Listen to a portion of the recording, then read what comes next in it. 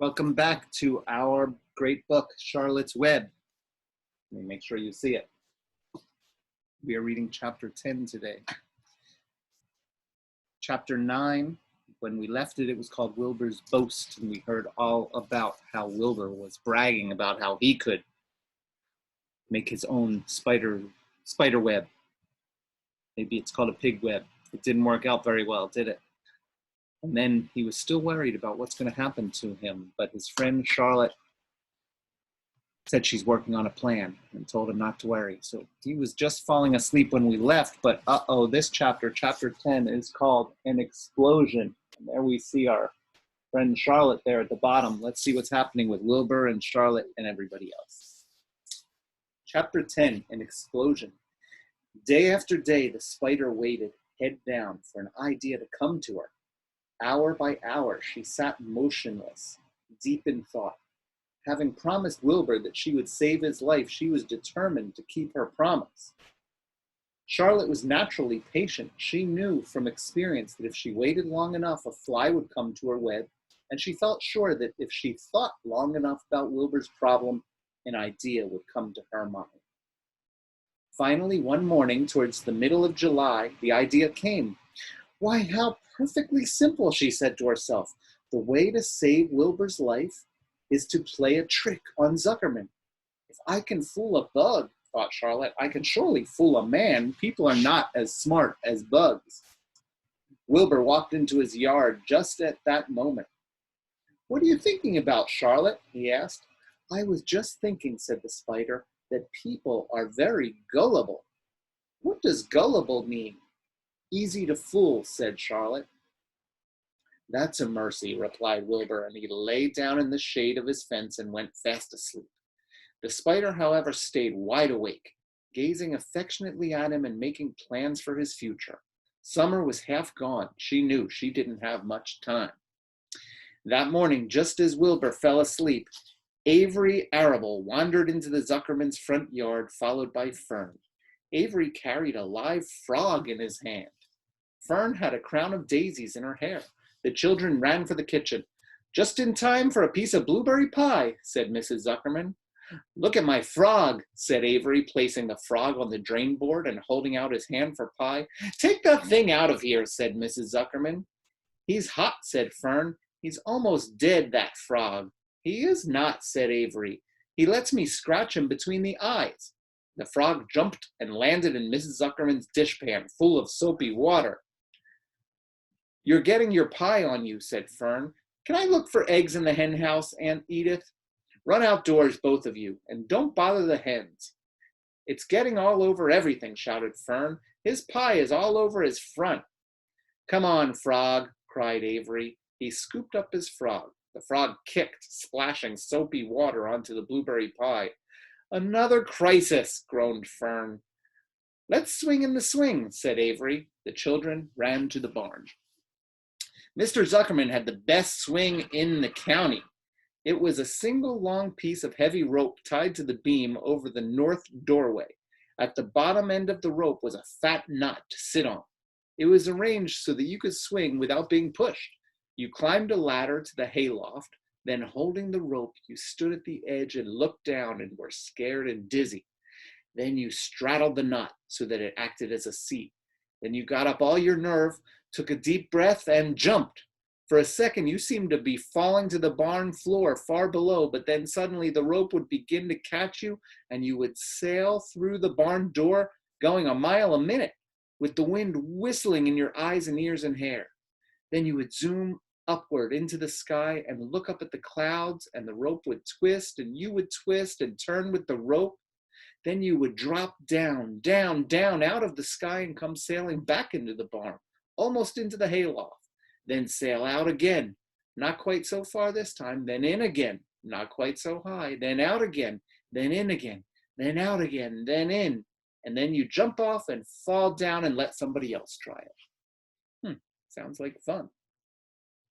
Mothers for miles around worried about Zuckerman's swing. They feared some child would fall off, but no child ever did. Children almost always hang on to things tighter than their parents think they will. Avery put the frog in his pocket and climbed to the hayloft. The last time I swang in this swing, I almost crashed into a barn swallow, he yelled. Take that frog out, ordered Fern. Avery straddled the rope and jumped. He sailed out through the door, frog and all, and into the sky, frog and all. Then he sailed back into the barn. Your tongue is purple, screamed Fern. So is yours, cried Avery, sailing out again with the frog. I have hay inside my dress. It itches, called Fern. Scratch it, yelled Avery as he sailed back. It's my turn, said Fern. Jump off. Fern's got the itch, sang Avery. When he jumped off, he threw the swing up to his sister. She shut her eyes tight and jumped. She felt the dizzy drop, then the supporting lift of the swing. When she opened her eyes, she was looking up into the blue sky and was about to fly back through the door. They took turns for an hour. Here we can see them. There's Fern jumping on the swing, and up top, sitting on the hay, you can see right way up at the top of the picture. There's our buddy Avery. They took turns for an hour. When the children grew tired of swinging, they went down toward the pasture and picked wild raspberries and ate them. Their tongues turned from purple to red. Fern bit into a raspberry that had a bad-tasting bug inside it and got discouraged. Avery found an empty candy box and put his frog in it. The frog seemed tired after his morning in the swing. The children walked slowly up toward the barn. They too were tired and hardly had energy enough to walk. Let's build a tree house, suggested Avery. I want to live in a tree with my frog. I'm going to visit Wilbur, Fern announced. They climbed the fence into the lane and walked lazily toward the pig pen. Wilbur heard them coming and got up. Avery noticed the spider's web, and coming closer, he saw Charlotte. Hey, look at that big spider, he said. It's tremendous. Leave it alone, commanded Fern. You've got a frog, isn't that enough? That's a fine spider, and I'm going to capture it, said Avery. I hope Charlotte's okay. He took the cover off the candy box. Then he picked up a stick. I'm going to knock that old spider into this box, he said. Wilbur's heart almost stopped when he saw what was going on. This might be the end of Charlotte if the boy succeeded in catching her. You stop it, Avery, cried Fern. Avery put one leg over the fence of the pig pen. He was just about to raise his stick to hit Charlotte when he lost his balance. He swayed and toppled and landed on the edge of Wilbur's trough. The trough tipped up and then came down with a slap. The goose egg was right underneath it. There was a dull explosion as the egg broke, and then a horrible smell. Here we see a picture of Avery falling off that fence, right onto the food trough. Fern screamed. Avery jumped to his feet. The air was filled with terrible gases and smells from the rotten egg. Templeton, who had been resting in his home, scuttled away into the barn. Good night, screamed Avery. Good night. What a stink. Let's get out of here. Fern was crying. She held her nose and ran toward the house. Avery ran after her, holding his nose. Charlotte felt greatly relieved to see him go. It had been a narrow escape. Later, on that morning, the animals came up from the pasture. The sheep, the lambs, the gander, the goose, and the 7 goslings.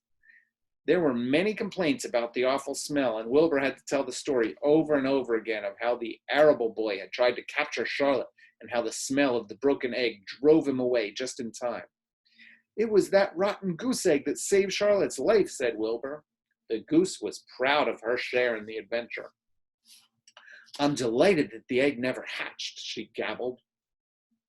Templeton, of course, was miserable over the loss of his beloved egg, but he couldn't resist boasting.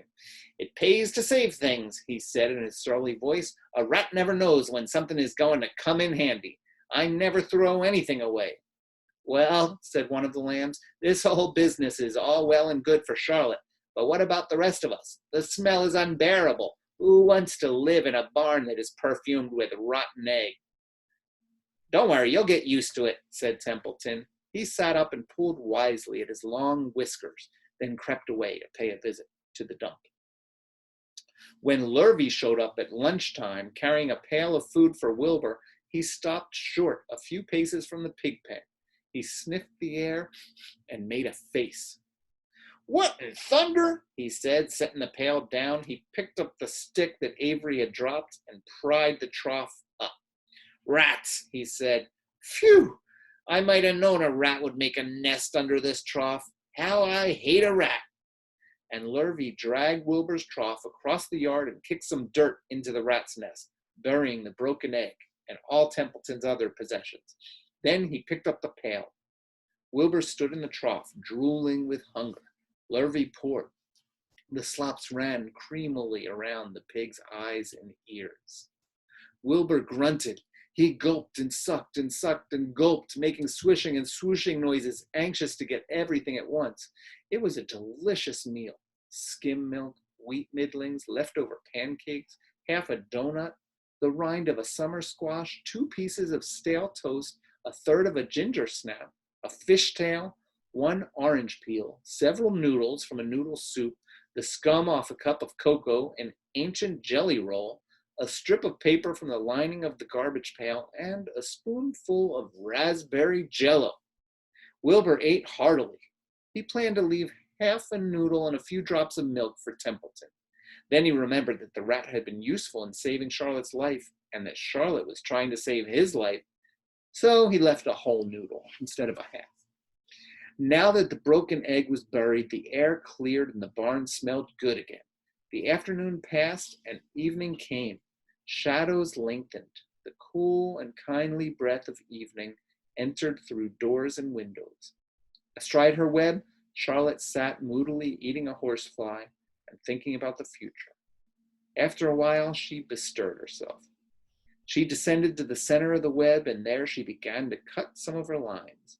She worked slowly but steadily while the other creatures drowsed. None of the others, not even the goose, noticed that she was at work. Deep in his soft bed, Wilbur snoozed. Over in their favorite corner, the goslings whistled a night song. Charlotte tore quite a section out of her web, leaving an open space in the middle. Then she started weaving something to take the place of the threads she had removed. When Templeton got back from the dump around midnight, the spider was still at work. And we're going to stop right there. Our next chapter, I guess we'll probably find out what Charlotte is up to, because it's called The Miracle. The Miracle. So I wonder what Charlotte's doing. It seems like she's busy and she's got a big plan. I hope you're enjoying this book as much as me. We will come back to chapter 11. This is a big chapter book. I love it.